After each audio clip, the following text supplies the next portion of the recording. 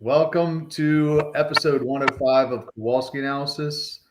Uh, Everybody, do me a favor before I introduce our guests for the night for the day, depending on where you're at. Do me a favor, drop a comment. Let me know that you can see and hear us. Okay.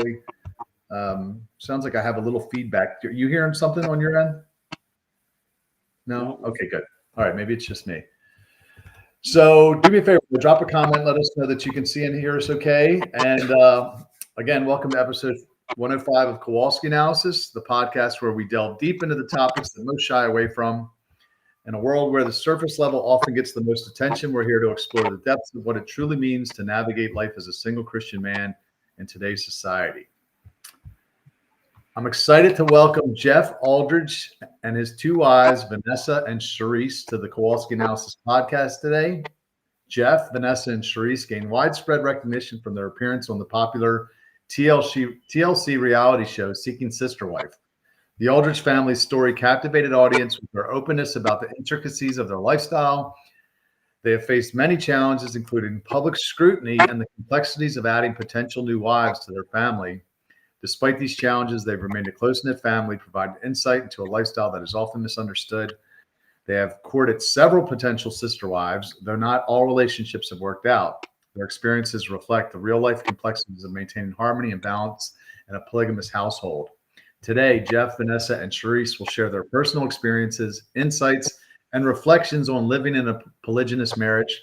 They will discuss how they manage their relationships, the dynamic within their household, and the lessons they have learned along the way.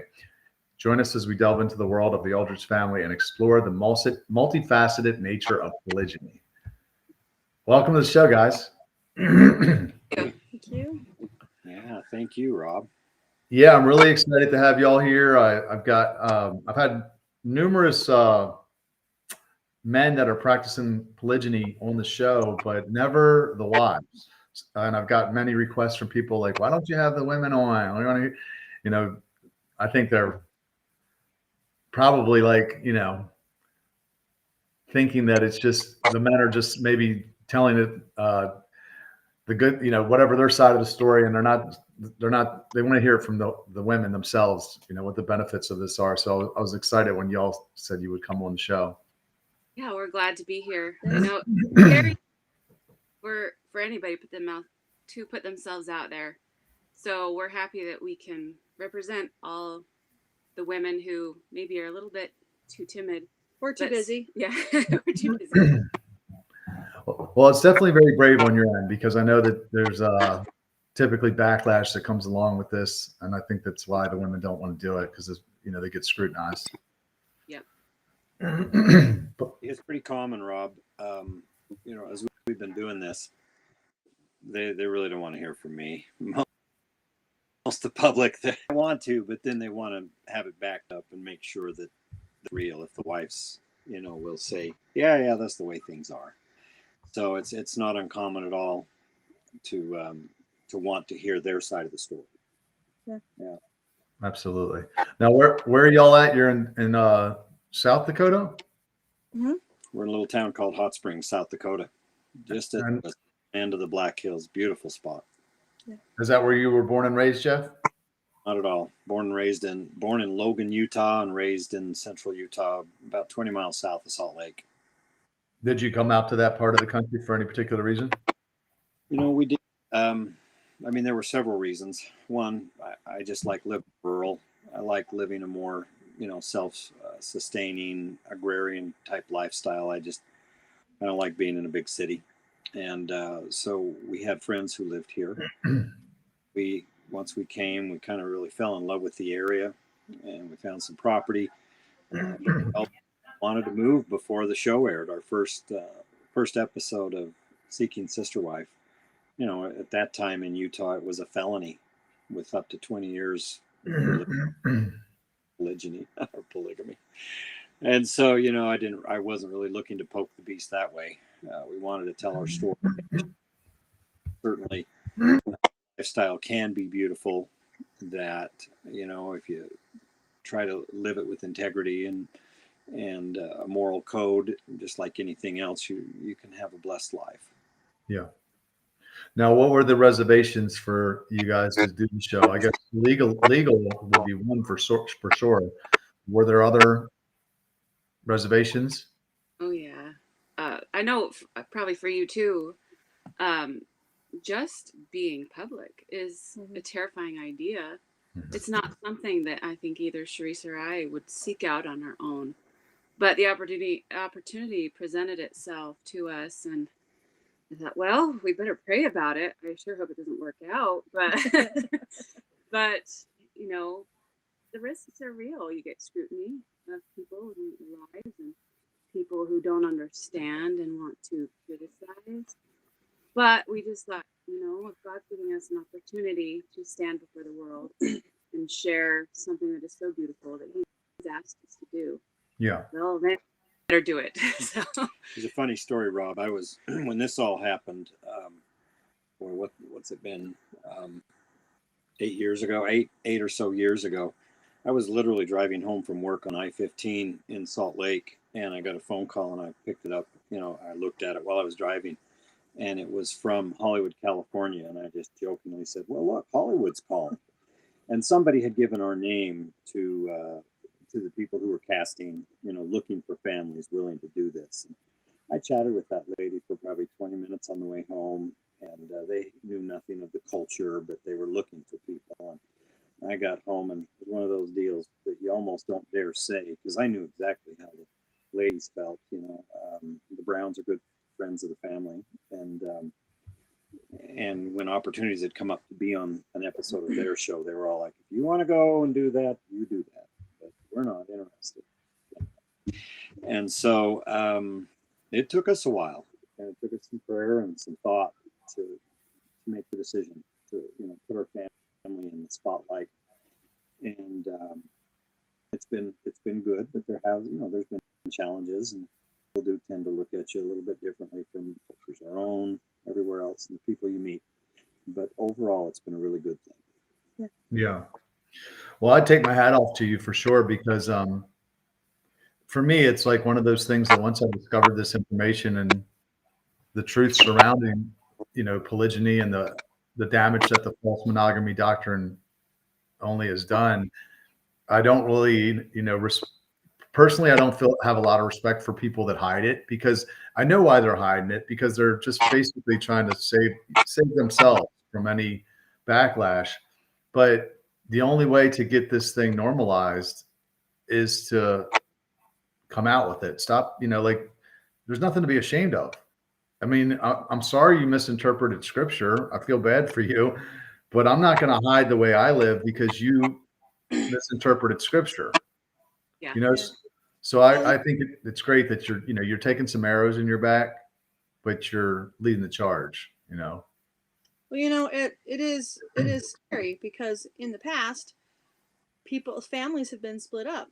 The state has come in and removed children from their homes because of polygyny. So I understand that fear of stay safe, just lay low, stay safe, keep our children protected. But I had to kind of face that and realize that unless people were willing to stand up and normalize this and say, look, no, this can be beautiful and a very stabilizing home environment for children, that our children would never be safe. They would always have this threat hanging over their head, whether we went public or stayed silent. It was always going to be there, unless someone stood up and said, okay, this is not okay. Come into our home. Come see what it's really like here. And so I get the fear. I get why people make the choices to hide and remain quiet. Sometimes you have to be bold, though. It's true. True. Nothing great ever happened in history because people remained quiet and safe and just let things play out. So, yeah. Have you had any problems with the law since the show? Problems with what? Like legal? Have anybody tried to reach out? No, actually, we moved states right before it aired. We moved to South Dakota, and the laws are slightly different in South Dakota. So they have a bigamy law, which prohibits multiple legal marriages, but we've never pursued that. Ours is a spiritual marriage before God and our friends, but we're not pursuing a marriage license. So we have not broken any laws here. Yeah. And we've been in touch. We introduced ourselves to local law enforcement when we moved in. And we've been in touch with other politicians in the larger government in our state. And there's never been any problems for us in that way. You know, Rob, I think it goes back to what you were saying. A lot of times when you're quiet and you hide, you invite investigation. You know, not that there's anything to find, but you invite it because then people look at you for it. And that's happened with a lot of different cultures over the years. We have found from our experience that the more open we are, and Vanessa just brought up one point. We moved here, and within the first week, you and I, we made an appointment. I went and we sat down with the sheriff and just said, look, you know, if you don't know who we are now, you will very soon because we have a TV show airing. I'm Jeff. This is Vanessa, and Sharice is at home watching the kids. And he was just kind of took it all in and was quiet. And we told him what we just told your audience, you know, that in the state of South Dakota, we're not breaking the law. You know, it's and he was just fine with it. And so we've taken that approach with almost everyone. We've gotten involved with the community. We talk to people. I used to just tell people all the time, you know, if the opportunity presented itself, and that kind of was uncomfortable for the ladies, you know, when I would just bring it up, I would say things like, well, I'm the crazy polygamist. Like, don't say that. I'm like, well, that's how they feel. So they might as well meet me. And it's just okay, because once people see you who you are and you're open with it, then they can accept you based on the truth. Yeah. They judge you based on what they see and what you say, not some idea of what they think. Right. And anytime, you know, that truth is involved, it levels the playing field in relationship. If you're dealing with truth, then people can make a decision what they want to do and use their agency to be your friend or not. Yeah, I was at a comedy show last night with my girl, and she knows my beliefs on the subject and knows that there's a, you know, fairly good chance that this could be a polygynous marriage at some point. But the comedian was like, I don't remember how he started asking questions. Oh, he said, who's not from the area or something. So I said, United States. So he starts asking me questions. What are you doing in Netherlands? And she's sweating bullets because she knows I'll just say, well, you know, like I would have just come out with it. But fortunately, it didn't come up. But she was like so nervous because she's shy. But I was laughing about it later because I knew she was nervous. But it was pretty funny, though, because he definitely singled us out. And I was like, oh, well, you know, we're not having sex. Like, because he's like, whoa, you guys just met 6 months ago and you're getting married already? And he's like, well, you know, the sex is going to change after you get married. And I said, well, I hope so. But it was pretty funny. So you guys aren't officially married. That was actually one of the questions from one of the guys in the coaching program I have. He wanted to know if you were married through the government or not. Actually, I'm pretty curious myself because I'm about to go through this process myself. I think I actually may get married through the government for her citizenship purposes. But Right. What did you all do exactly? No, it's it's an interesting thing. My first wife, who's no longer with us, she and I were married for, you know, several decades. You guys were married about We were- 25 years when I came in. We were married with the state license. I had no idea at the time, you know, that this was going to be a part of my future. But we got married, and I always found it curious, though I hadn't researched it, just how in the world this, you know, the government thinks they have control over this, but they do, and they try to regulate it and tell people what they can and can't do. But I think I personally believe that it's between, you know, a man, his wife, and the Lord. Right. And so over the years, as there's been persecution, especially in Utah, you know, the history that I'm aware of, you know, the people who were living it were trying to find ways to not break the laws that kept getting implemented to make it harder to live this way. But so we just had, you know, we had spiritual ceremonies, both of us, that were covenants made. Mm-hmm. Strongly feel you need need to make a covenant. You know, you need to make a promise that there's nothing only good as far as the longevity of your relationship is concerned. To covenant between yourself and between God, that you're to give everything that you have to this new and different relationship. So there's that. We do believe that, but we did not go and purchase we wouldn't have been able to anyway. That would have, that act would have broken the law if we had pursued a law beyond your first one. Right. Yeah. That is correct. So, but we also don't feel like that's necessary. I can see there are, legal protections to having a marriage in place. It's through the state. And that's something we don't have. And it's too bad. But we had to make a choice and take the consequences. Well, in your situation, what are you supposed to do, Rob? That is probably one of the quickest ways for you to get married and to be able to move and go together and citizenship and all that, unless you want to, fly down to the gap there in South America and walk across. But hey, I thought about it. Well, here's a clever idea. I think somebody in Pete Rambo's group gave it to me, but they said if you were getting married to two women around the same time, or if the first one was a U.S. citizen, you could have the wife marry the foreign one, so they get married, so she can get her citizenship, and you're still not legally bound, which I thought was pretty ingenious. But yeah, it's crazy that it's completely legal to go out and sleep with as many women as you want to, and impregnate them and murder the babies if you want to. All that's legal. But then if you want to marry more than one, nope, that's illegal. Like it's the most asinine thing I've ever heard of. Take care of all these women, my goodness. Yeah.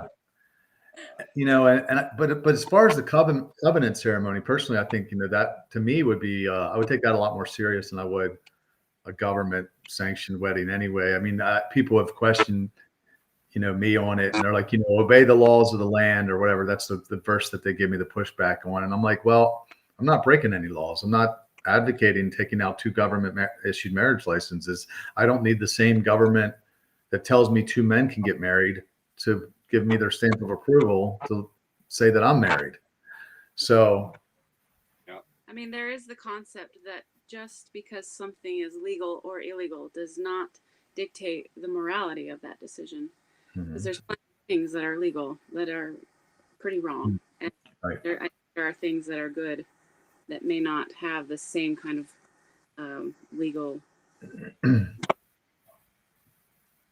other day you and I were talking about I think it's 1 Timothy chapter 4 about that, and it's just so interesting because I read it with new eyes in the last number of years. I used to look at it and go, that's interesting.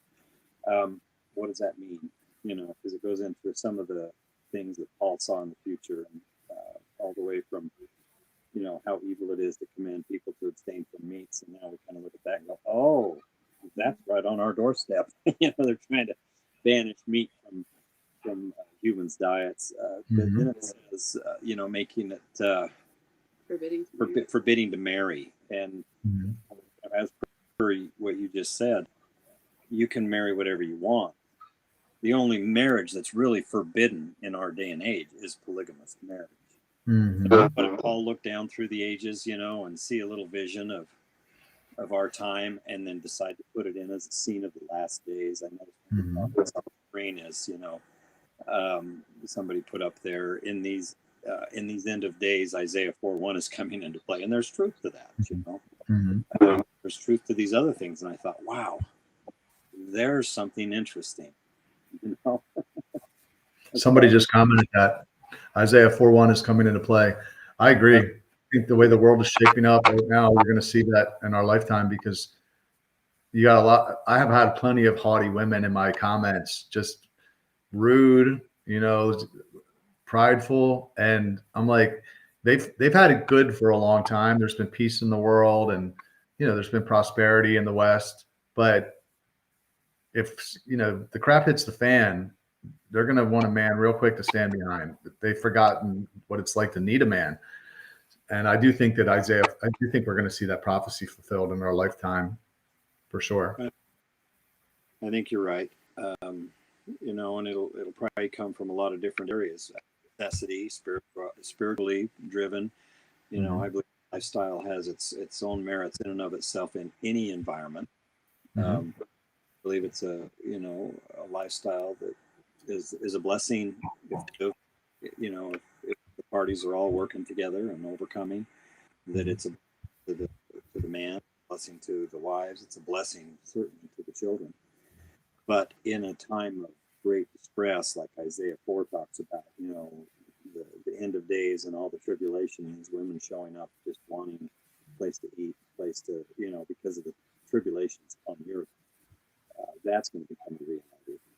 Say that last part again, Jeff. I think that, you know, in the application of Isaiah 4:1, where, you know, the scene and the time period is the last days and the tribulations, that there will be an overabundance of women looking for a safe place to be. Yeah. Where they can have food and shelter and clothing. You know, I think there's that aspect of the temporal salvation that will be applied, as well as the spiritual beauty of having a family, you know, belonging and having the strength that comes from a polygamous family. Yeah. Now would be a good time, I think, for us to define the terms. I know it's something we talked about earlier, you know, before we got on the live. Actually, before we do that, we got several people watching. If you haven't left a comment, drop a comment. Let us know that you can see and hear us okay. And let me know where you're watching from. It looks like we have somebody coming in all the way from Australia, Washington, D.C., Cyrus Carter. I'm sorry. This is Sweden. Happy Lamb. Shalom from Sweden, he says. Yeah, drop us a comment. It'll help more people see the stream as well. But yeah, let's define the terms, because polygyny was a term that I hadn't even heard of, to be honest, before. I just heard of polygamy. That was all I'd ever heard of. So polygyny, and I think I was calling it polygyny for a while. So let's define polygamy versus polygyny versus polyamory, so everybody knows the difference between the three. Does anybody want to tackle that? Polygamy is a broader term. It just means one person, either gender, with multiple spouses. So it could be one man with many wives. It could be one woman with many husbands. Polygyny, with an N, refers specifically to one man and multiple wives. So we call ourselves polygamists, but more specifically, we are polygynists. I don't think that they work the same. You know, multiple wives versus multiple husbands for a lot of reasons. And then you get, what was the other word that you said? Polyamory, which is polyamory. Yeah. So a lot of people kind of lump those things all in together as the same thing. Polyamory is more of multiple love interests. Don't think it's necessarily has the family connection, and there's a lot of ways that manifests. Oftentimes the polyamorous culture tends more to be more promiscuous, maybe not exclusively, but don't think it's the family structure. We used to just call it swinging when I was younger. But you know what's wild is that if someone was to say we're polyamorous, you know, so my girl, you know, she's told a few people about my beliefs, and some of them didn't receive it too well. Now, if she would have said we're polyamorous, they would have been fine with it. No big deal. But it's polygyny specifically that people hate. Isn't that tells you that should be the reddest of flags for anyone right there. Like, why do you hate this so much? You know, so what were you going to say? I'm sorry. No, were you going to say something? Very obvious, almost from the opposition that comes up to certain things by the world, you can start to judge, you know, where it belongs. Yeah. So let's let me jump in here and ask one of my questions. Okay, so now I know Vanessa and Charisse, you were both raised in the lifestyle. Am I correct? Your parents practice this? You go first. My parents did not, Okay. though my grandparents did. Your grandparents did. I was familiar with the culture, but I Mhm. didn't grow up in a polygynous home. And but yes, I was comfortable and familiar with the culture. Okay. I did grow up in a polygynous home. My dad had 2 wives, and they were both very instrumental and important to me growing up. Mhm. They inspired me to want to live this way. So you knew from a younger age that this is what you wanted? I think from about the time I was 16 or 17, I made Mhm. the choice. This is what I wanted to do with my life. Yes. How about you? Is it Charisse or on the right? I'm Vanessa. Mm-hmm. Vanessa, Sure. I'm sorry. Okay, you're- I'm sorry. I got you all confused. Uh, Vanessa, when did you know that this was what lifestyle you wanted? Was it after you met Jeff or did you know before? It was one of those things that I grew up around it, so I knew about it.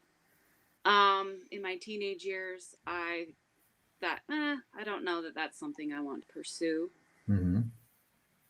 I moved with my mother to Seattle and really got immersed, lived downtown in a very metropolitan environment, quite a liberal environment. And I was never pressured into it, but every time I kept thinking about it, I couldn't shake it.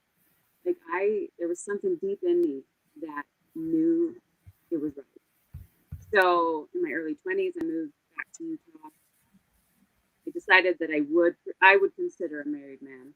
Mm-hmm. I eventually met Jeff and knew he was the one, and then made the commitment. So it wasn't immediate, but I did decide, in my early 20s, it was something that Okay. Speak up a little bit just because it's been out a couple times toward the end. But I think I caught most of what you were saying. Why did you choose polygyny, Charisse? You said you knew from a young age. Well, you grew up in that lifestyle. So, and this is what's wild. It's like people always hear the bad stuff, right? They always hear, oh, I escaped polygyny or I escaped whatever. And then they go on to tell some horror story or whatever, because I think the news loves drama. But you grew up in it. You were attracted to the lifestyle. So obviously it must have been a pretty good experience. What was some of the reasons why you chose it for yourself? Well, I loved all of my brothers and sisters, and I had very different connections with both of my moms, and they were both able to be there for me in ways that maybe the other couldn't. Like when I was first becoming a teenager, when I was 13 or 14, and we all go through that phase where our moms are just dumb and we hate them. My other mom, she was so able to get through to me and was there for me during that transitional period in my life. And I kind of came out the other end just so grateful for that, her influence in my life. And so I see it as this lifestyle can be a really, really good thing if everyone's on the same page, has the same moral process, and has the same goals in life. It can be really, really good and so stabilizing for children. That's what I experienced as a child and as a teenager. Mm-hmm. There was always somebody that had my back, always somebody I could go to. Mm. That's great. Did you have anything you wanted to add to that, Vanessa? Was it more just Jeff that drew you to the lifestyle? No, She made her choice long before she met me. Yeah. Several months before, but it was a spiritual journey. Oh, it was. I have seen so much around me with my aunts and uncles and many things, and so I wasn't frightened of it. But it's another thing to decide, what do I want? And I think when I really sat down and prayed about it and really contemplated what do I want, because I made a list. I was like, okay, when I find a husband, he needs to have these qualities. These are non-negotiable. He needs to be a man who will put God first, a man who will support me in my role as a mother, et cetera, et cetera. And then I took that list to the Lord and I said, you help me find this person, because these are values that I have to have. Mm-hmm. And so when I found Jeff, I compared it to my list. I'm like, he's that guy. Like, why would I continue searching? And thankfully, he was available, even though he had a wife. And I could see that he based on what I already knew him, his children, and his wife. So it was a fairly easy step forward for me because he was what I was looking for, and he was already a proven man, interestingly enough. Yeah, I've heard that from people that. Right? What's that, Jeff? That's the way it's supposed to work, right? Yeah. Good thing she didn't have a full head of hair on that list. Yeah. Well, that's what I've heard someone else say. It's, being a second wife is a very pragmatic decision because the man's already proven that he can do the job, versus being the first wife. You don't know. The guy might not be able to provide or might, beat you or who knows what. Right. So I get that. And to what Charisse had said, I had a guy on my podcast a few episodes ago his name was Casey Jones. He had 6 wives, and he talked about how much love there was in the home. He said that raising a family is a group effort. It's not supposed to be 1 or 2 people. It's a lot of work. And he just said there's a lot of love, and I could get that because basically everything was so spread out. They were homesteaders, but because there were 7 of them, he said the women only had to cook 1 meal a week, right? They only had to make dinner once a week. And he says that when she makes only dinner once a week, he's like, it's a good meal. She puts all of her womanly love into that 1 meal for the week. And he's like, I get that 6 nights a week, right? So and he just talked about, everything is split up evenly. The ink, all of them have like work, and everybody contributes to the expenses. And he's just like, and it's, not hard to come up with a seventh of the money to make everything work, and a seventh of the, time to maybe go out and take care of the land or the household chores. So I can imagine, like there's a lot of love because, no one's like worn thin. It's hard when you're worn thin to love too, right? Like to be kind to your children when you're just so freaking exhausted from doing everything. So I could see why in a polygamous home you got, kids are more well taken care of because they have, more parental figures around all the time. One thing we have noticed along those lines, and I didn't realize it beforehand, but it's only now having lived it for, over 16 years now.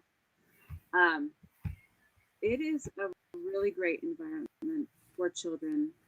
It is a stabilizing environment because a couple years back I got really sick and I wasn't able to do much. But because of that, Sheree stepped in. She cooked, she did the laundry, she took care of me, and Jeff was able to continue going to work. And the kids were able to stay at home, still have the proper care that they needed in the environment that they were used to. And our family kept going, even though I was completely out of commission. And I think people don't see that sometimes. They think, oh, well, this surely must be unfair. And I'm like, I didn't have to hire somebody. I didn't have to send my children out. Because I would stay home and wonder how he would provide. We shared the burden of that. And when you have a woman in your home, it's such a blessing. And then she's your friend too. So there's so much that it adds for the children and for the women and the husband. Yeah. What have you learned from doing this? Specifically the ladies. I'm just going to be quiet. One of the things that I've learned that it can be difficult for a lot of women to, I'm trying to figure out how to say this concisely, but it can be hard for a mother to see how brat-like their children are.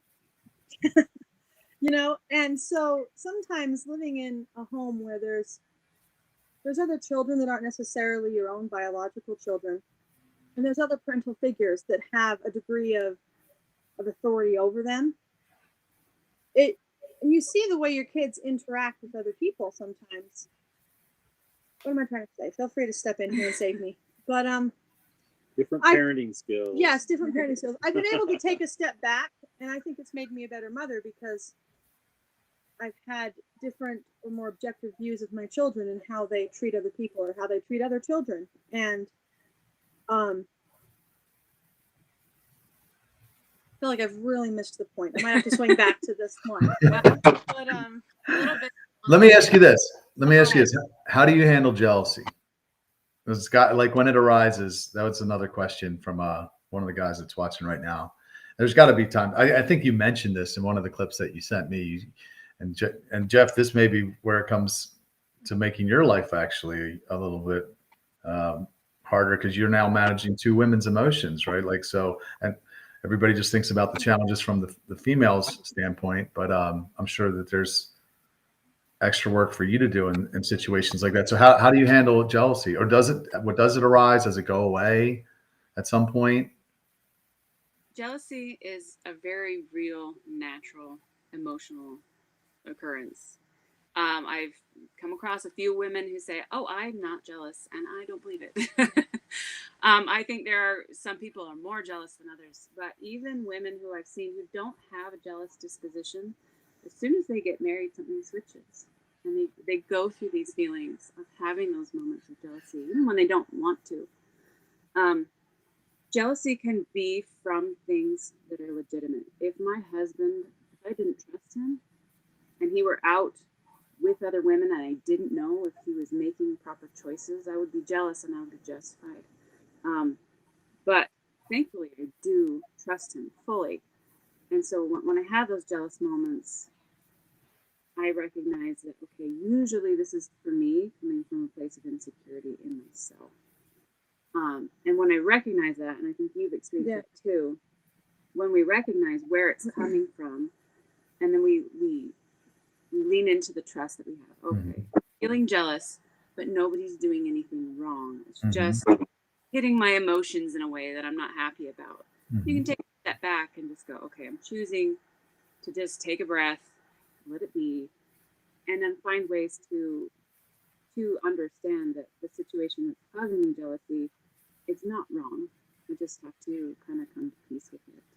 Like if he's spending an extra 5 minutes over there, whatever. Well, that's good for them to have. I want them to have that because when I need an extra 5 minutes, he's good to give that to me and she's okay. Because if we give the proper amount of love, it returns to us. But it's hard because this is new territory. You're unsure. And if I feel like I'm not enough of something, I'm going to feel more of that. So I honestly working on myself and trying to come to peace with who I am and who my relationship with God and my relationship with my husband, as long as those are strong, then it becomes less and less. Before you answer, Sharice, I want to mention something. So I kind of have a theory. I posted a clip, I think it was a Fresh and Fit episode where Myron was one of the hosts, and he talks about how a woman needs to feel a certain level of insecurity to feel satisfied in the relationship because women are hypergamous. Women want to date up. They want to date the best possible, strongest, best looking, guy that makes the most money, whatever. And if they're not a little insecure, like maybe unsure that they can keep them, they think they can do better, and they generally leave, right? So, which is to me explains why people say the sex stops after you get married, because when you're single, and I don't think women do this consciously, but you're sexually attracted to the man because you're subconsciously you're trying to secure him. Once you get married and you get them locked down into this monogamy only thing, now all of a sudden there's no risk of another woman taking him. And now the women don't want to have sex with their man as much. This is why the sex stops after you get married. And then the woman 85% of the time files for divorce. Those are the real numbers. So I do think that insecurity that you mentioned is healthy for whatever reason. I believe this is the way God set it all up.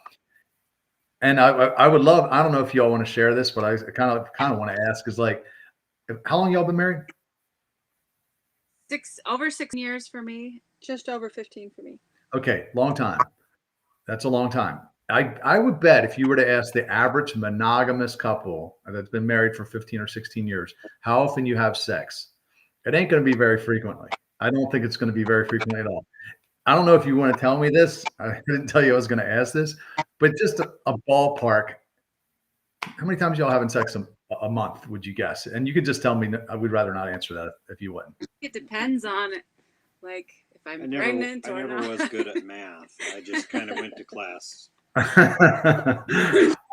Just kidding. Like a couple times, maybe, or no? Oh, yeah. I'll let you speak. I Oh, was- sure. I was gonna say you answered it. I would say that you probably have a very decent sex life with sex multiple times a week. Wow. I would say that's true. Yeah. Wow. See, that's what I thought. I had a feeling that that was the way you're going to answer it. I would love somebody to actually do a study and show the difference, because I guarantee you're having way more sex, which I think is what God wants. He created sex. He wants us to have it and enjoy it, make babies, populate heaven, you know, all that.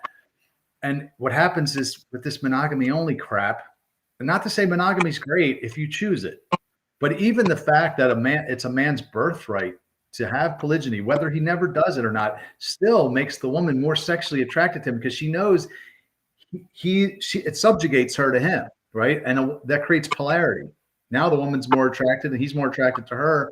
They have a lot more sex, and that keeps the family together. So I thought that was how you might answer it. So thank you for indulging me on that. I appreciate it. Part of it, and this kind of ties into my answer about jealousy. Jealousy is a very unpleasant feeling. Mm-hmm.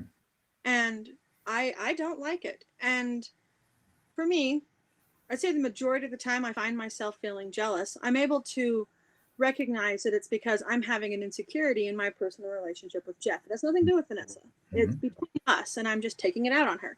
Mm-hmm. And so in order for me to avoid jealousy, I have to work on our personal relationship. I have to keep that healthy. Mm-hmm. And that does lead to a decent sex life, as you said. So. Well, and there's another aspect, which is in a monogamous relationship, there can be a weird power dynamic. You know, if you had one person who you could have sex with, and she decided to withhold, or she's upset about this, so she's withholding sexual interaction. Mm-hmm. You know, it creates a weird dynamic. But in a polygynist family, I can't hold that over him. I can choose not to have sex with him, but I can't stop him from gratifying himself with another woman. Mm-hmm. That sounds a little bit harsh, but what I'm saying is that if I choose not to have sex with Jeff for whatever reason, mm-hmm. it's not to punish him. Yeah. It doesn't punish him. It punishes both of us if it's the goal. But, it's not a power that I wield over him. Yes. And so if my sex life is based on how he and I act and what we choose to build together, and it's not playing into a power role. Mm-hmm. Yeah, I think. Go ahead, Jeff. Say what you're going to say. Is an interesting thing, because it also allows me as a man to not be to not take those kind of things personally. Men take that very personally in a monogamous relationship. You're like, what's wrong? You don't want to be together, and that's a real feeling. But you can be within a relationship on a much more consistent emotional basis. If, as Vanessa was saying, if she's not interested, that's okay. Mm-hmm. And it's not going to affect my love or my feelings for her, unless there's a reason I did something stupid. Then I need to repent. Mm-hmm. But it makes it easier for us to have a relationship that is completely consensual between each other. That I respect her choices and she respects my choices, because I know that I'm not dealing with her trying to manipulate the situation. Well, I'm not trying to manipulate the situation, because I have Charisse that I can go and talk to or be with, and she may not be mad at me that night. Yeah. It really does change the power dynamic. That's what someone said in the comments, Elijah. He says, and it's probably why women hate what women hate about the idea. I think it goes back to the curse, right? Where it says your desire will be for your husband, but he will rule over you. So I think women definitely use sex as a way to control their husbands. And then on some level, I think maybe they lose a little bit of respect for him because they get the power.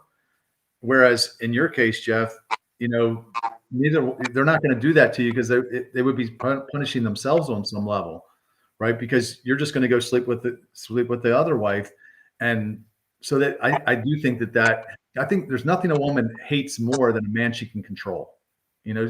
They try it, But if you let a woman control you, they'll resent you for it because they look at you as being a weak man. But they're going to try it because I think it's part of biology where that's their way to find the most, alpha, strong man that will protect them and their kids. So they're going to test you in these different areas. And if they can get away with it, they end up losing respect for you in the long run. It really is an interesting thing, Rob. This lifestyle, takes your decision making to a different level. As a man, speak to that you make your decisions make your decisions based on that monogamous power struggle, which is natural. You have to make your decisions based on your shared morality that mean things to you in life, a religion, a code, whatever you want, however you want to place on principles of truth in your relationship, because then it goes from that monogamous power play to seeing if you can play your husband against each other, and then you get into the whole jealousy game and all those kinds of things. As a husband, the only way to survive in a polygynous relationship is to do the best you can to live according to what you would call true principles. You have to act in a way that's upstanding, that is true. If Vanessa is not interested in being together intimately, and it's not like I'm going to leave the room that night and say, oh, well, geez, I really need something. No, you patiently, you sit together, you talk, you watch a movie, you read whatever, and I'll be with Sharice tomorrow if she's interested. Yeah. And it takes it to that level of choice and principle and respect for each other, and then that takes over. Yeah, honestly, if you came to me on Vanessa's night and was like, hey, she's not interested and I need something, my respect for you would just plummet. I would lose faith in our relationship. Say that again. My respect for you would plummet. My trust in our relationship and our marriage. I'd be like, I'm sorry, what? This is your time with her, and if you guys are having problems, leave me out of it. You go figure this out. And don't you dare do that to me. That's not okay. And then, because then I would always be second guessing if, gosh, it's my time. I'm supposed to be focused on our marriage right now. But what if I do it wrong? Is he just going to walk out on me and my marriage?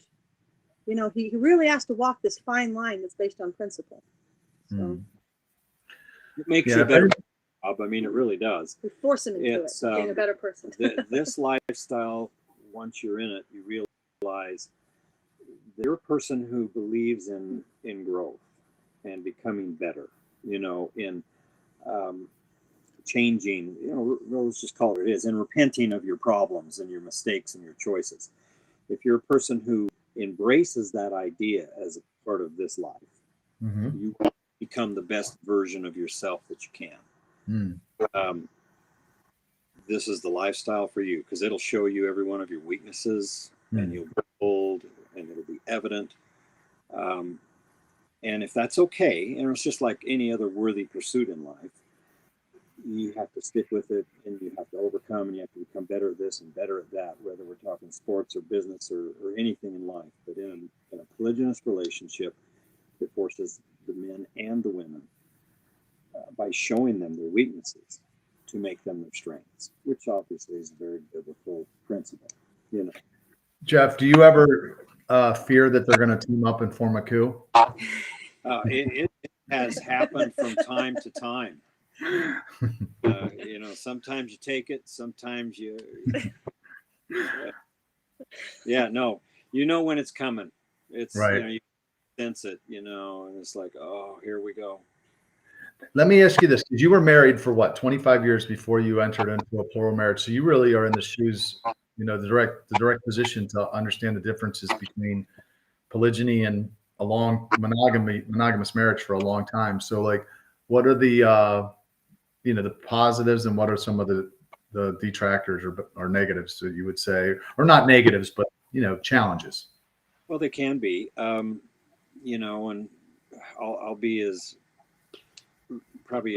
diplomatic and as vague as possible. My first wife and I thought we had one of the most amazing marriages that I had seen of family and friends and everybody else, but I was oblivious to the idea. I had not embraced the idea of polygamy, till I was in my mid 30s before I actually started studying and reading and looking at the history of it, and not only within my faith, as far as my ancestors are concerned, biblically and all those things. And then it took me 10 years of studying to try to figure out that I had the courage to do such a thing.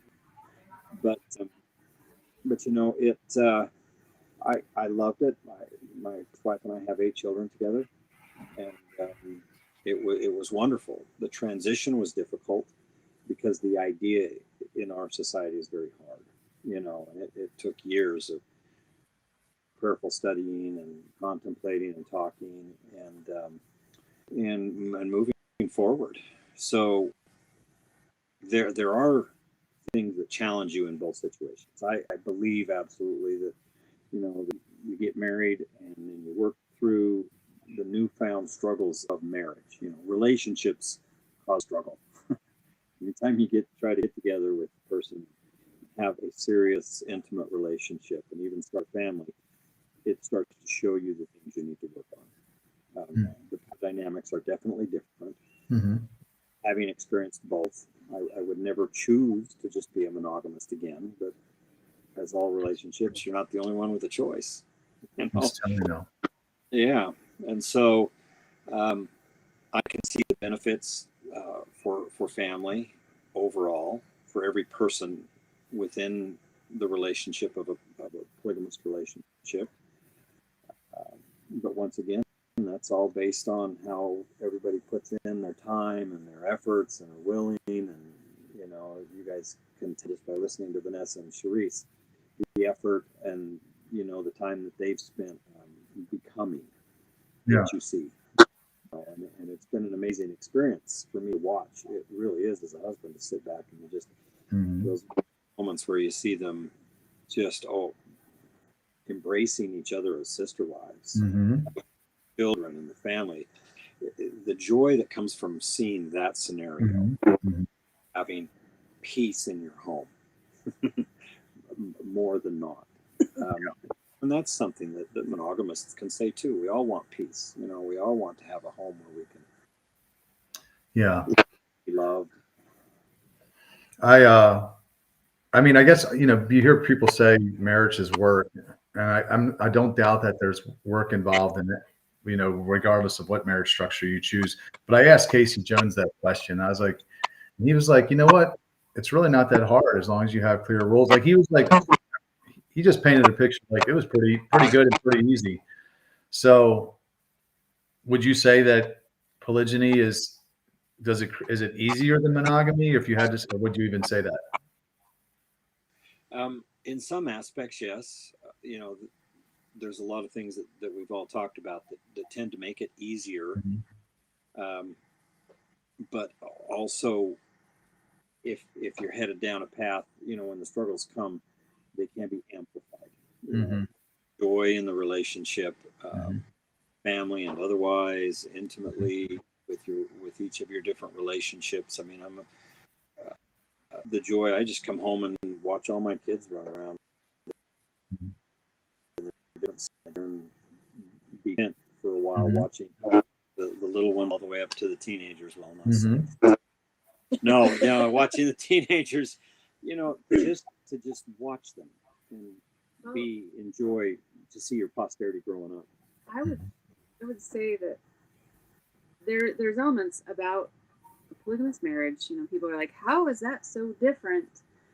It's the same, but there's just more. The relationship issues you're going to come across are going to be the same relationship issues you come across in any relationship. There are more of them. There are extra dynamics of, the sister wife to sister wife relationships that we might have to struggle through. It wouldn't be present in a monogamous relationship.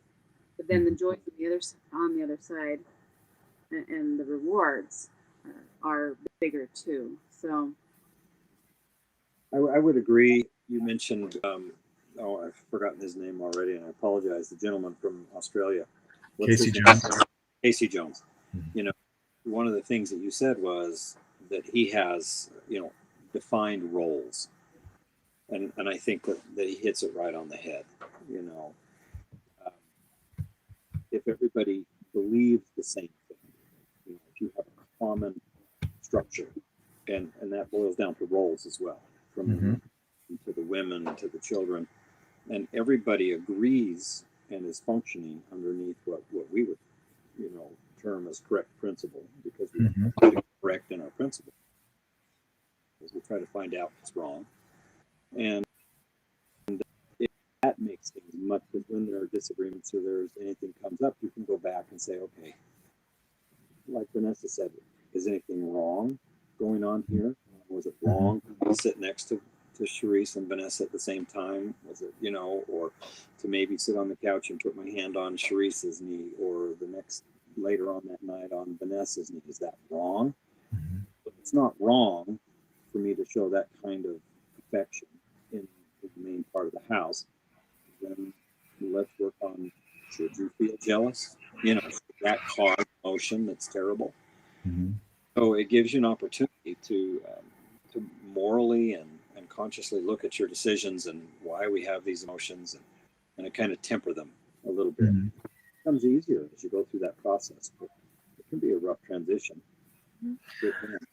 I can imagine it definitely makes you feel more masculine, more alpha. Like, so there was a time, I've been abstinent a long time, but before that I was kind of a playboy, and one time I had like 2 girlfriends just for like a little bit. It really wasn't technical, but they were kind of like 2 girlfriends. And man, I tell you, nothing made me feel like more of a man than that. Like, they were really pretty girls, and I don't know what it was exactly, but I just feel like that it's got to be how it is for any man in a polygynous marriage, because I mean, they're your girls, you get to take care of them. Like, it's got, I mean, I guess any woman will do that for a man. You know, a woman definitely will make a man feel that way in a monogamous marriage, but it was amplified when I had 2. I remember the feeling. And I think that that's a good thing. I think God wants men to feel like kings.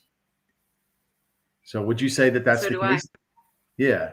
Do you think that that's true, having been in a monogamous marriage for so long? Does it make you feel more like alpha, more masculine? It certainly does. You know, it's a very deep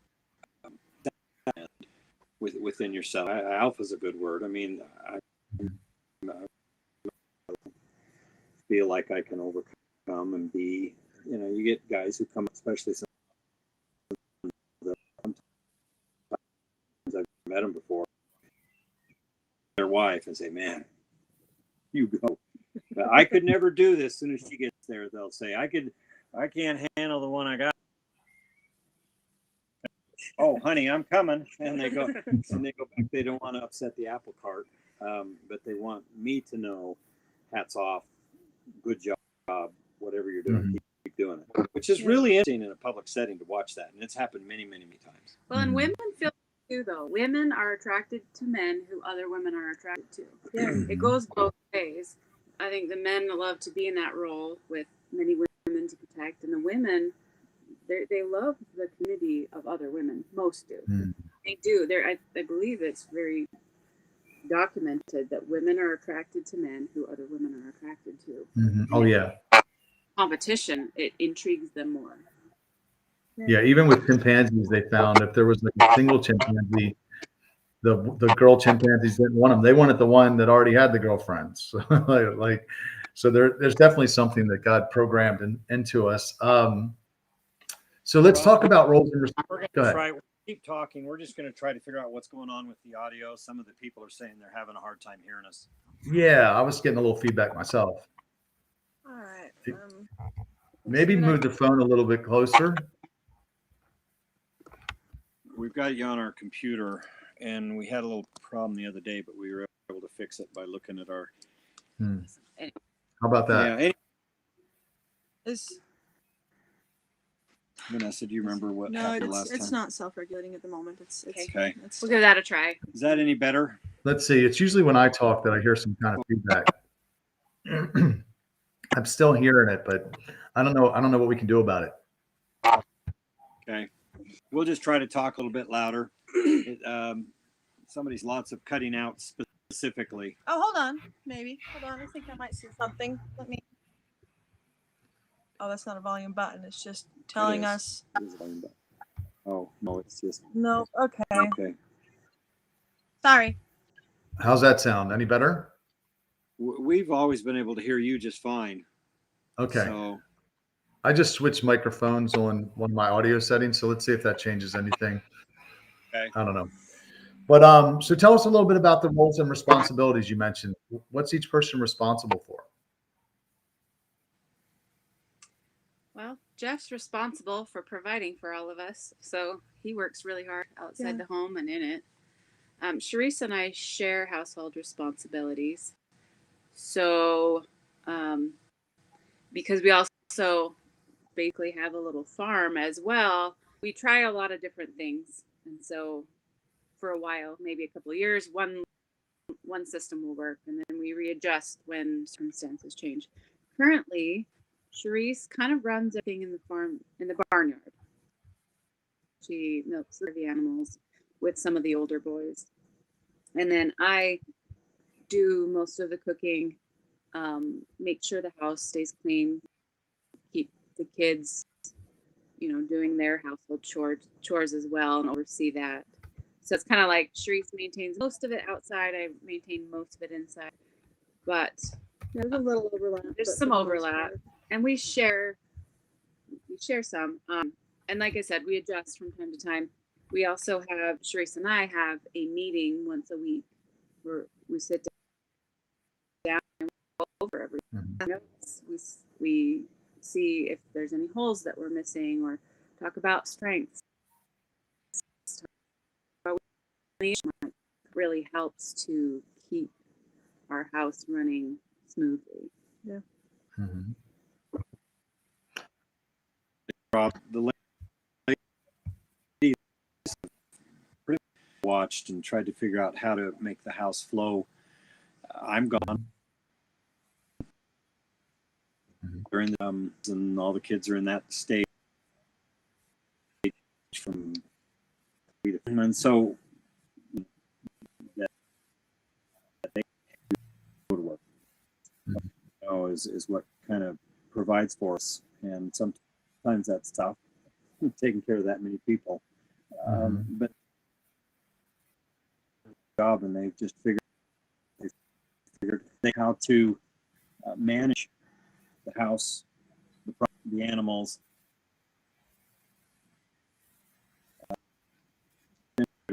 Of trying to figure that out, and then say this is what needs to happen. Looks like we're still cutting out. Let me see. I'm gonna look at the. Somebody, Elijah said it sounds better. Okay, now he says cutting out pretty bad again. I don't know if it's the internet. Maybe. Hold on. Let me. How's the Wi-Fi signal look on your end? Is it the audio, or is it the video spotty too? Is it? I noticed that our video is delayed by 5 or 6 seconds. What we do is delayed, so that's probably internet. I'm not seeing any options here on our end to help with the audio. Well, let's just power through it, and we'll do our best. Yeah, we'll try to talk louder. I don't know if that's making a difference. Sometimes I tend to trail off.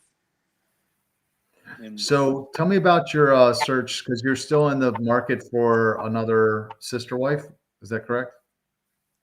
We're always open to the idea, is the way that we've kind of approached things. And so we make ourselves available. We're willing to get to know people as friends and see where things go, and entertain the idea that if the right person comes along, that will fit with our family. So we've taken that basic idea from the beginning. I'm not opposed to the family growing with the right people.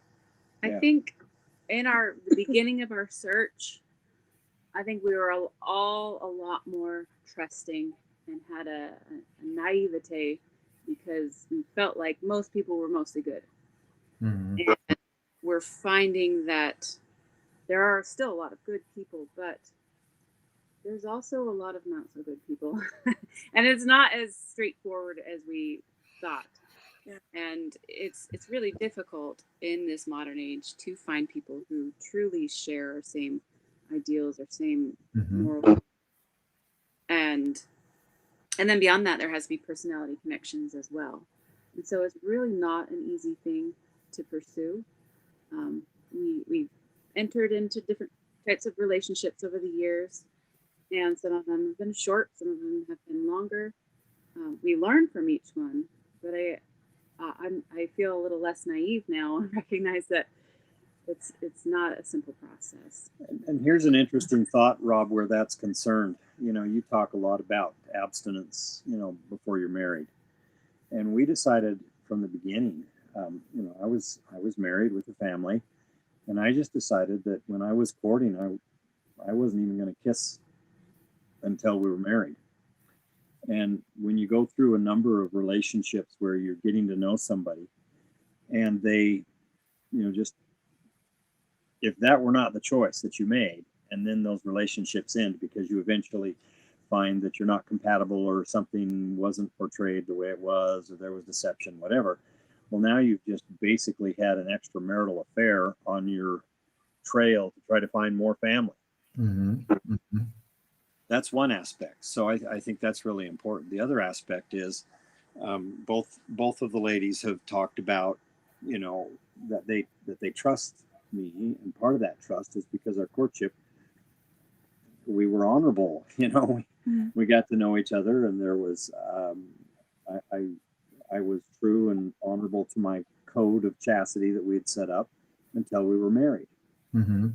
So there's a lot of very positive and good things that come from having a moral foundation that you're willing to stand by as far as abstinence before marriage. How many kids do y'all have between the three of you? I have 16 children. And how many from your first marriage? First wife and I had 8. So you have The 8. youngest is 21, so they're all grown. Mhm. That has 15 down to 8. Mhm. And Charisse has 5 from 13 down to 3. Very good. Woo! Don't ask me their birthdays. I don't have that much hard drive up top there. Well, I don't know if I shared this story on one of my podcasts or not, but there was I went to the Biblical Families Retreat. I'm getting that feedback. I'm gonna try to push my computer away a little further. Maybe that'll be better. And there was a guy there. I think his name was George. He had 2 wives, and he had about 10 kids from small to maybe 18. They were all there. He was there with his 2 wives, and it was a church service to conclude the retreat, and they were all there worshiping. And I looked at all of his kids. He's sitting there right in the middle of them. His wives are singing. They were passing the baby back between the 2 of them, and all the kids were sitting there worshiping together. And I'm like, how could anyone say that is wrong? You know, there's a man leading this entire family to the Lord. And you look at the dysfunction on the other side with the single parents and the, you know, like the super high divorce rate and the fornication. And it's like, it's a mess, and people still refuse to see it. Like, one thing I really respect about y'all's marriage is both of you ladies were virgins when you got married, right? Yeah. I mean, it's such a few percentage. I think it's like, I want to say 6% of people that get married are virgins. So extreme minority. But it really tells me you take your relationship with God seriously. And I've had so many people in my comments hating on me since I've been trying to get this truth out. And these are people that I know are fornicating. I'm like, they're into all kinds of crazy stuff, but yet they'll hate on polygyny. I'm like, look, God gave us 2 options: celibacy or marriage. Y'all are choosing option number 3. Like, go hook up and, you know, hopefully maybe find somebody through having sex with random people. Like, it's really just wild to me how someone could look at y'all and hate on this at all when, you know, you did it the right way, you know, the hard way. In that pursuit as well. As a woman, I saved myself for marriage, and I don't have the sexual baggage that came with having shared myself with somebody who I did not marry. Mhm. I saved that for my connection with my husband, and that's been incredibly rewarding. I have a dear friend who's talked to me about, well, you got to try the goods before you make a commitment, and like, How well, insulting. but it didn't work out for her. Even all Right. even all the relationships that were tried out beforehand had no longevity either. And so I don't think trying the goods is not a good rule of thumb. What I always say is, if try before you buy works so well, why is the divorce rate 56%? Exactly. Because that's what everybody's doing. So it obviously doesn't work. Let me see. Let me go back to my outline here. Okay, so what are some of the misconceptions you believe, common misconceptions about polygyny that are just not true out there?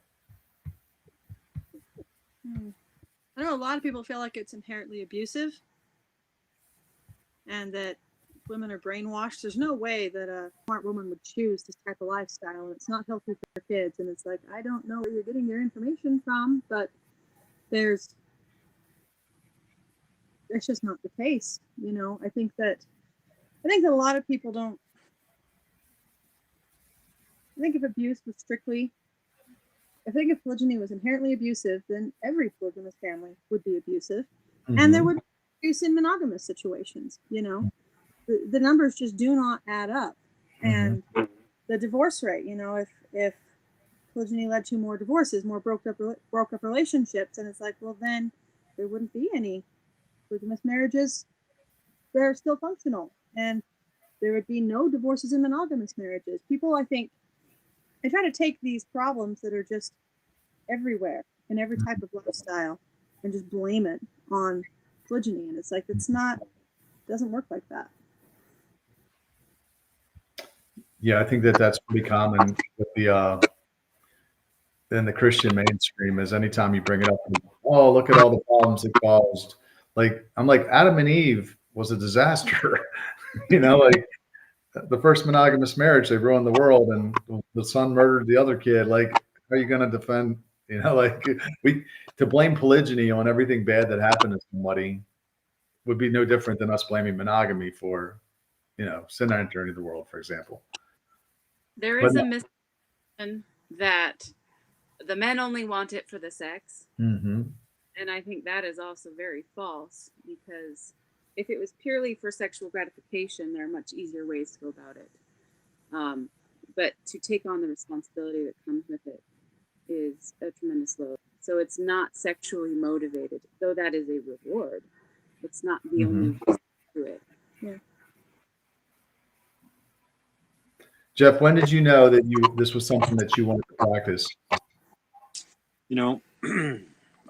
It took me a long time to break out of the mindset that it was not appropriate, which is weird because I come from a long line of polygamists, but there was a gap of like 3 generations in my family.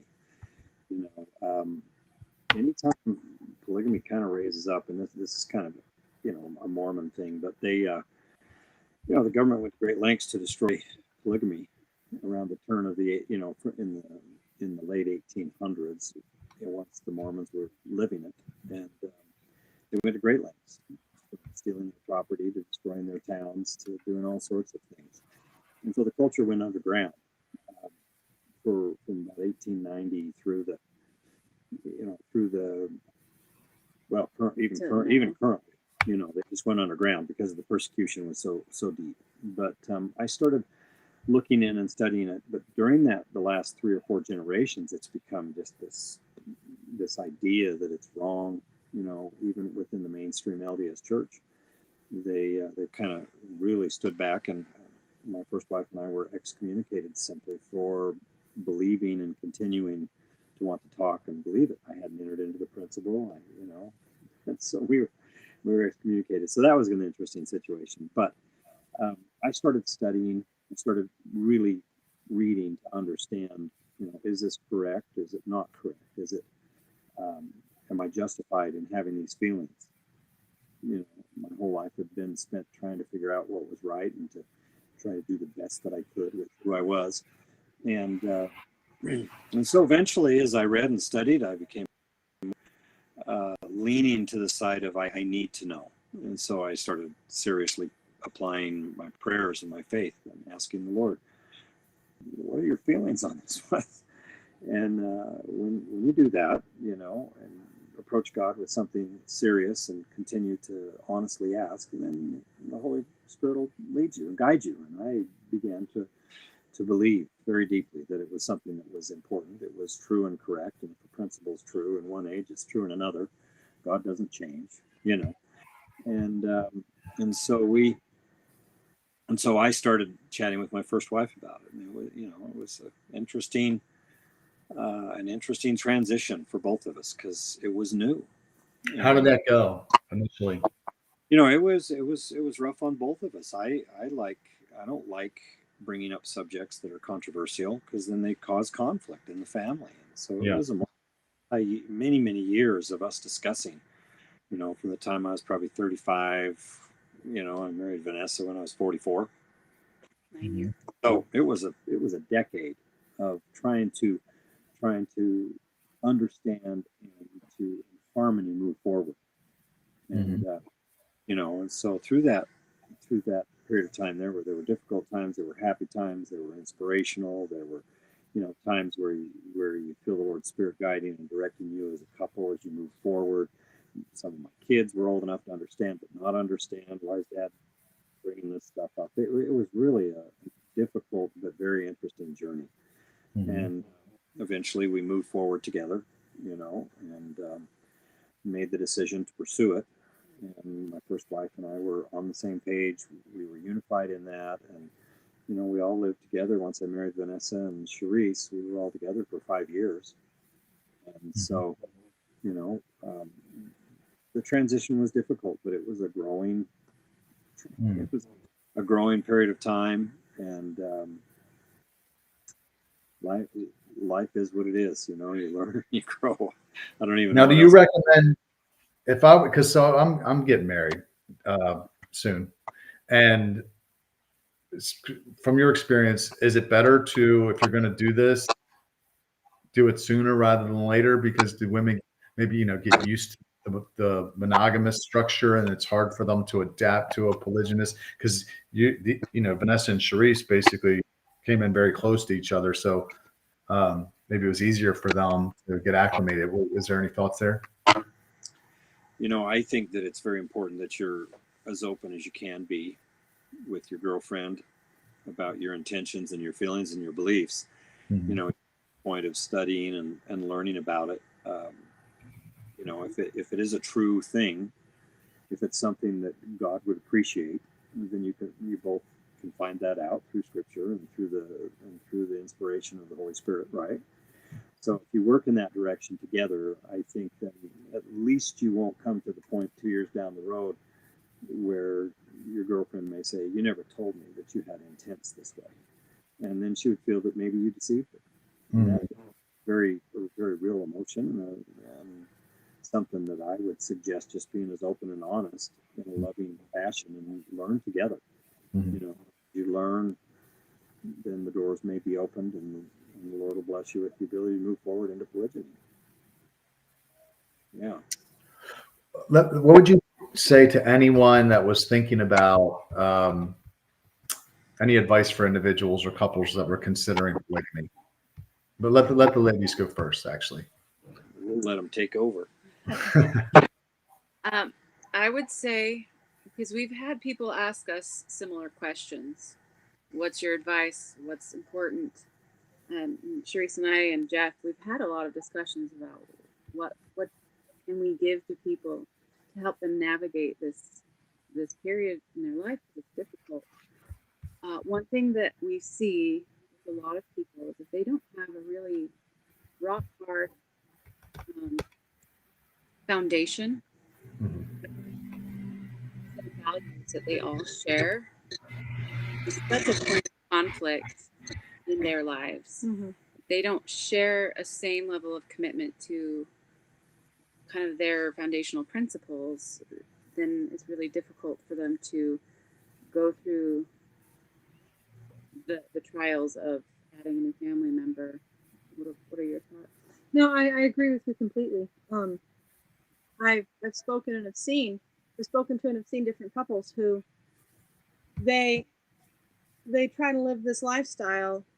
Well, for example, I know a man who he has 2 wives, and they're both in different churches, and the discord that causes at home, and trying to get on the same page about religion and get behind the man and the amount of authority he should righteously have in the home. It's very, very difficult.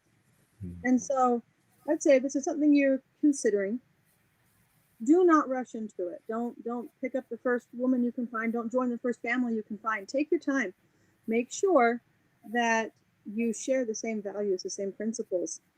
And because that there are going to be tough days. There's tough days in every relationship. And you need to be able to take a step back and do things that are principally correct. Mm-hmm. So agreeing on what those principles are will go a long, long way. Yeah. Thank you for that. That's my strategy.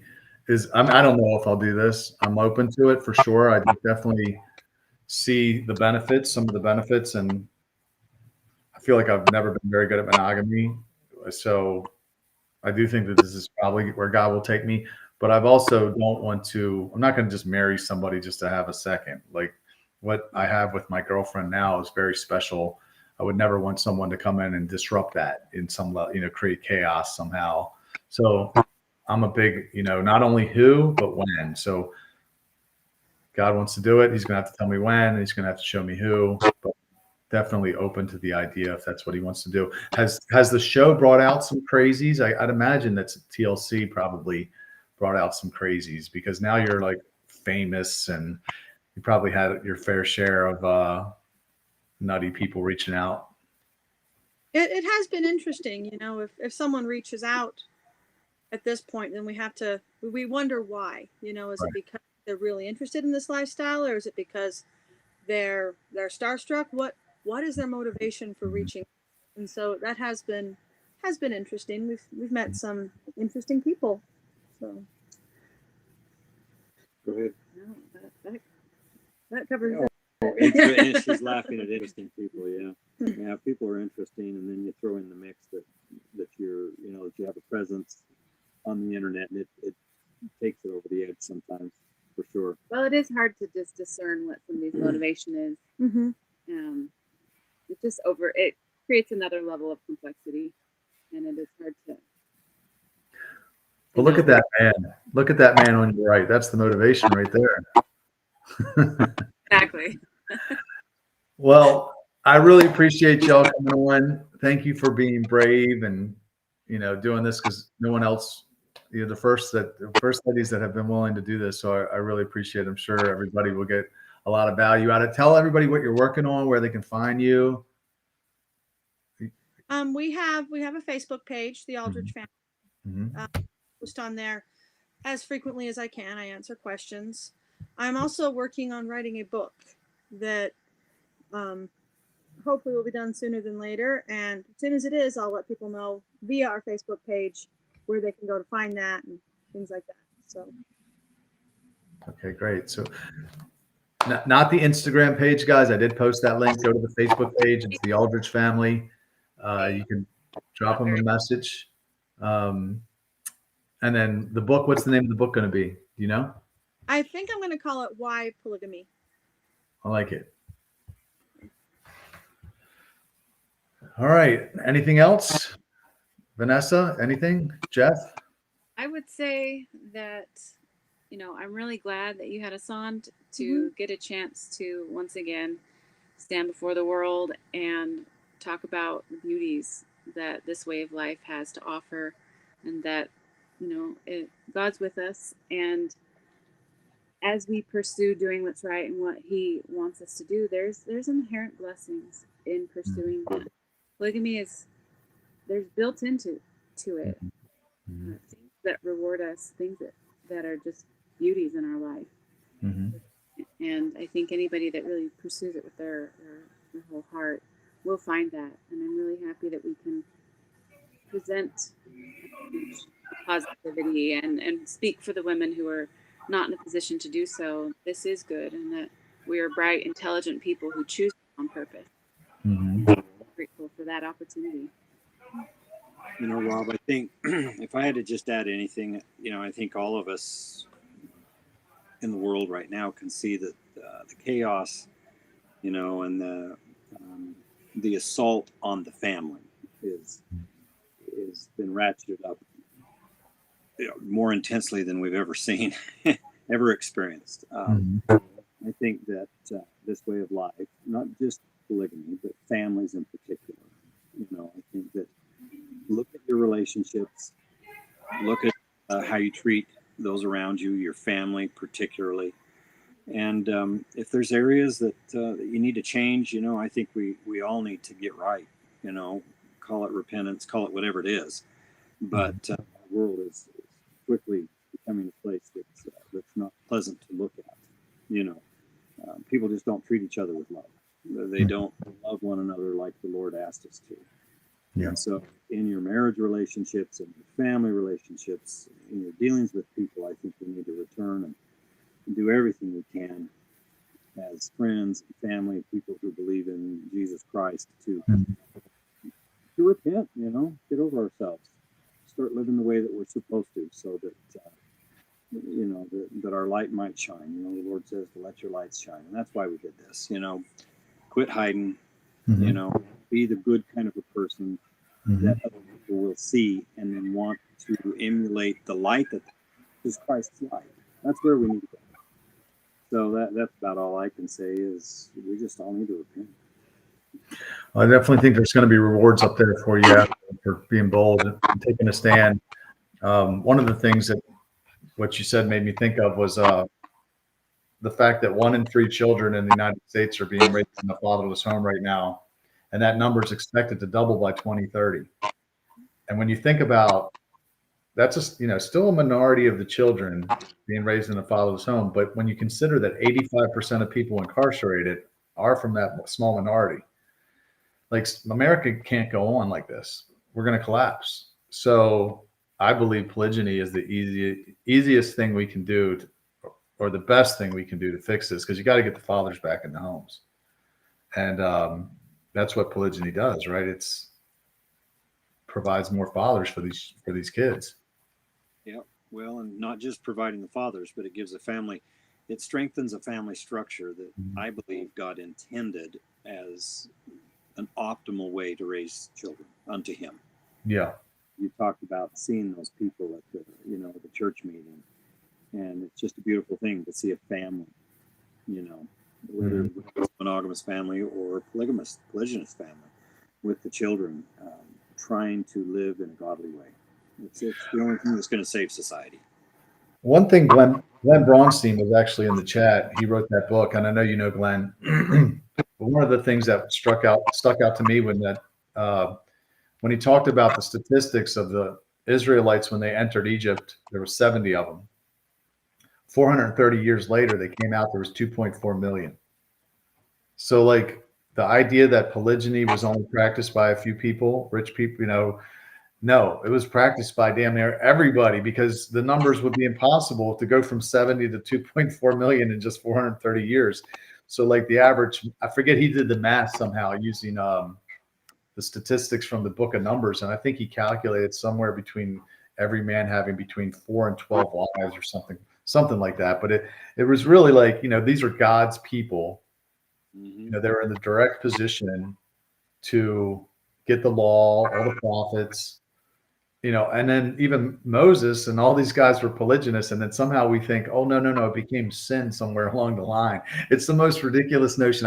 I actually can't believe I believed it for so long. I'm like, man, I'm mad at myself, because my life would have been so different had I known this. So that was really my point, bringing y'all in, is because I just want to, you know, get the truth out there as best I can, break down all the misconceptions, and hopefully, you know, together we can take the hill and get this this false doctrine exposed.